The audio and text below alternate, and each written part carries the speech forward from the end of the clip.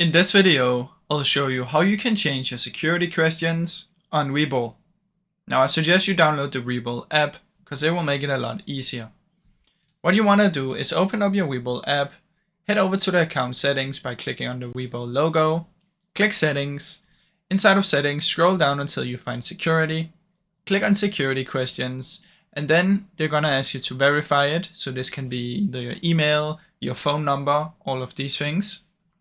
Now, once you have been verified, you can press edit and then you can change your security questions.